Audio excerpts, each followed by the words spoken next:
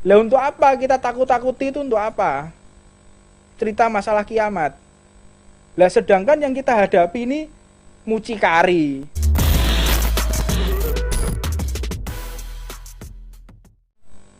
Terakhir saya akan sedikit bahas tentang masalah alamatus sa'ah. Ini sekarang kiamat ini. Donya sekarang kiamat ini. Ya. Tinggal detik-detik hari kiamat, alamatus sa'ah. Karena apa? Sahabat sudah bertemu dengan Dajjal. Sahabatnya Nabi Muhammad itu pernah bertemu dengan Dajjal. Ini kabar gembira, juga kabar yang menyeramkan. Sampai bertemu makhluk yang namanya Al-Jasasah atau Jud wa Ma'jud. Bagaimana ciri-cirinya, bagaimana fisiknya, bagaimana kisah lengkapnya, insya Allah besok jika Allah izinkan kita akan live lagi. Jika Allah izinkan saya akan kupas dalam kitabnya Jauhar Lu'lu'yah Al-Imam Nawawi dalam hadisnya Arba'in An-Nawawiyah. Dalam kitabnya Jauhar Lu'lu'yah itu dibahas bagaimana pertemuan sahabat Nabi dengan Dajjal. Dan ini menjadi fenomena akhir-akhir ini. Fenomena akhir-akhir ini bisa menjadi jawaban daripada segala sesuatu. Dan ada permintaan dari beberapa ashab menjawab, Habib, ini kan para a'immah ya, para a'immah itu tidak pernah menceritakan tentang masalah kiamat, fikih tahawulat ya. Itu Al-Habib Abu Bakar Al-Adni. Karena kalau kiamat itu diceritakan akan mematahkan semangat. Orang itu akan jadi ketakutan kalau diceritani masalah kiamat. Sehingga tidak ada kok di antara para salaf kita yang menceritakan masalah kiamat. Anda kurang belajar dan Anda kurang wawasan. Orang itu kalau lapar dikasih makan, kalau haus dikasih minum. Begitu juga yang namanya pembahasan masalah seseorang diberikan kabar masalah kiamat, itu lihat-lihat orang yang diajak ngomong. Kalau si dai ini menjelaskan kepada santri yang sudah takut kepada Allah, tiap hari baca Quran, tiap hari ngaji majelis taklim, setiap hari khatam Quran, setiap hari sholatnya 100 rakaat. Lah untuk apa kita takut-takuti itu untuk apa? Cerita masalah kiamat. Lah sedangkan yang kita hadapi ini mucikari. Saya itu dakwah ya, saya itu dakwah di hadapannya para bajingan, orang pakai tato-tato loh, bajingan. Teman-teman saya itu, sahabat, teman sama saya, mucikari, jual perempuan, jual narkoba, itu banyak teman-teman saya. Lah terus kalau kita nggak ceramah model-model kayak begini, sing diweden-wedeni wae gak wedi lah apa meneh. Allah itu Ghafurur Rahim. Gak nyambung. Jadi kalau orang itu belajar ya, belajar, makanya jangan cuman kita belajar dakwah itu berada di dalam rumah. Cobalah Anda itu keluar, jangan menjadi katak dalam tempurung. Katak dalam tempurung tuh yang dia tahu cuman hanya dirinya, dia nggak tahu dunia luar tuh kayak apa, nggak tahu dia. Orang kalau cuman dakwahnya di Tuban, muter-muter Tuban, Anda nggak tahu bagaimana dakwah di Kamboja, bagaimana ketika kita konflik, kontak senjata, pegang senjata di Papua, pernah apa enggak orang-orang itu? Pernah? Ke Poso sana, pernah? Kontak senjata, pegang parang, pernah? Kan enggak pernah. Beda toh cara dakwahnya. Musuh di sana pakai parang kok. Musuh di sana pakai senjata. Apakah kita dengan qaulullahu ta'ala dibunuh orang di sana?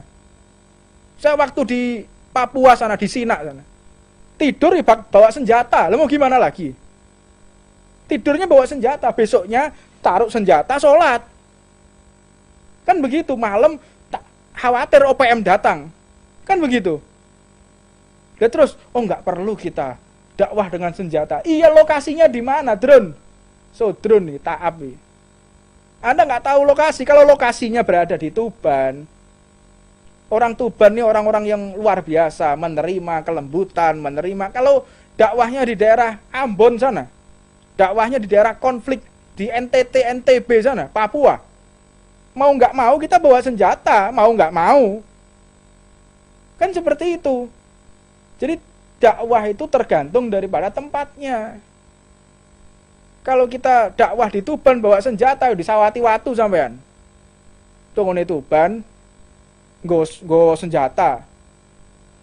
Donong ini, bawa AK-47 ini. Yo di Sawati wong sampean gendeng iki paling sikile yo. Gak waras iki. Nah, tapi kalau dakwah di daerah konflik, Anda pakai tank, pakai panser, ada minimi, senjata mesin, dirungokno wek wong. Ah mlaku dhewean wek surbanan wek jubane. Tok daerah konflik ya, diantemi wong sampean. Nah, jadi orang itu berdakwah lihat kondisinya, situasi kondisi, sikonnya. Kalau situasinya nggak tepat, ya, orang itu kalau nggak tepat berdakwah di tempat yang nggak tepat dan dia berbicara, ya salah tempat juga. Nah, makanya kalau bapak-bapak itu ustadz-ustadz, habib-habib yang tidak tahu ya, tidak tahu dunia luar seperti apa, Anda lebih baik diam aja lah. Anda lebih baik diam. Karena dakwah itu terbagi menjadi 3. Ada yang namanya dakwah, ngajar ngaji, dan namanya hizbah. Apa itu hizbah? Kita dakwah tapi yang dihadapi adalah backing narkoba yang dibackingi oleh aparat. Itu ada. Ya nggak bisa dengan Allah Ta'ala, qala Rasulullah, nggak bisa. Ya harus dengan menggunakan hizbah, persidangan, nyewa pengacara, menggunakan keputusan DPR MPR, kan begitu. Keputusan daripada Majelis Permusyawaratan Rakyat, DPR, sampai nanti tingkat lagi bagaimana sidang banding naik lagi. Loh, emang yang dihadapi adalah backing orang-orang yang penjual narkoba yang dibackingi aparat. Itu ada model kayak begitu. Beda lagi caranya. Nggak bisa dengan dakwah, harus dengan hizbah. Ada juga dengan jihad. Jihad itu bagaimana? Orang datang ke kampung kita sama bawa pisau, sama bawa senjata. Bagaimana caranya? Ya kita harus punya senjata juga, jihad. Seperti kisah di Ambon, kisah di Poso, di Sampit. Itu kan sampai seperti itu. Orang kan bunuh-bunuhan di sana itu. Terus kita menggunakan Allah Ta'ala ini tidak fungsi. Quran, hadis gak fungsi. Bukan berarti tidak berfungsi itu tidak bisa digunakan. Tidak tepat gitu loh. Tidak tepat. Kalau ada orang berdakwah salah tempat, ketika dia menyampaikan, ya dia pasti akan mendapatkan celaka. Ada orang mabuk. Makanya orang belajar taklim tuh ya. Perlu yang namanya seseorang tuh mengerti tentang masalah, seseorang benar-benar mengerti masalah cara menempatkan pembicaraan. Makanya dalam kitabnya Habib Umar Taujihun Nabi, metode dakwah, makanya dalam kitabnya Imam Haddad itu dakwah utamah. Ya, itu baca dulu. Orang itu kalau berbicara, lihat dulu. Ini yang saya hadapi ini siapa? Pemabuk misalnya. Kalau yang dihadapi pemabuk, Anda jangan berbicara masalah orang mabuk itu bakal disiksa. Jangan. Tersinggung dia. Terus caranya bagaimana? Rayu dia. Anda kenapa mas mabuk? Anda kenapa berbuat seperti ini? Saya punya masalah hutang. Oh, berarti caranya untuk mereka supaya sadar bukan Allah ghani, Allah itu maha kaya. Gak nyambung. Dompetmu tokno, duitmu tokno kekno. Paham? Gitu caranya. Nggak ketemu. Orang lagi bingung bahas, nggak bisa bayar hutang, stres. Anda kasih Al-Quran, Anda kasih hadis. Ya akhirnya mau nggak mau Anda kan bertengkar. Caranya bagaimana? Ada orang kesusahan ekonomi, ya keluarkan dompet kita, keluarkan uang kita. Ini Pak, ini Mas, Anda kayaknya nggak punya masalah ini. Cari gara-gara. Anda punya masalah di luar, cari gara-gara ini. Iya Pak, saya punya masalah. Apa masalahmu? Saya masalah seperti ini. Iki lho duit. Selesaikan masalahmu. Mari. Tapi lah anak untuk punya masalah, makanya sampean ku tobat. Lah itu tambah dihantemi wong sampean. Jadi bisa menempatkan di mana ketika kita berdakwah. Ada orang tuh jelas-jelas dia cari masalah sama kita. Jangan cari masalah. Caranya bagaimana? Panggil. Ada cari masalah sama kita. Apa salah kita? Atau engkau mencuri perhatian supaya kita melihat engkau, tujuannya untuk apa? Kayak misal ada orang lewat cari perkara sama kita. Dia kan cari perkara sama kita. Itu jangan kita langsung respon, "Oh, enggak perlu kita cari." Ini orang ingin ketemu sama kita, ingin kenal sama kita, tapi caranya salah gitu. Caranya salah. Jadi kita juga harus panggil biar tidak mengusik hati. Ini orang ini pengen deket sama kita aslinya. Dia pengen duduk sama, cuma caranya salah. Tanya. Itu namanya manhaj dakwah. Jadi cara dakwah itu berbeda-beda ya. Ada orang tuh dakwah menggunakan gitar. Dakwah ini gitar. Ya. Ada juga orang dakwah menggunakan orkes, Romai Rama. Jadi konsumsinya orang itu berbeda-beda. Nggak bisa orang itu dakwah, ya namanya dakwah itu yang ngajar ngaji, namanya dakwah itu belajar. Banyak dakwah itu dengan tulisan, dengan lantunan qasidah, dengan musik. Ya memang secara hukum gitar itu kan hukumnya kan haram. Gitar itu kan haram. Namun ada beberapa orang ya, ada beberapa orang yang justru dia mendapatkan hidayah dari gitar, ada. Itu kita sudah tidak bisa berpikir secara fikih ya, secara fikih. Namun hukum fikih itu memang harus dikedepankan. Tetapi jangan membuat kita angkuh gitu. Makanya orang itu ketika tasawuf tanpa fikih juga dia menjadi zindiq, dan dia fikih tanpa tasawuf juga dia menjadi takabur. Jadi harus seimbang antara tasawuf dengan fikih.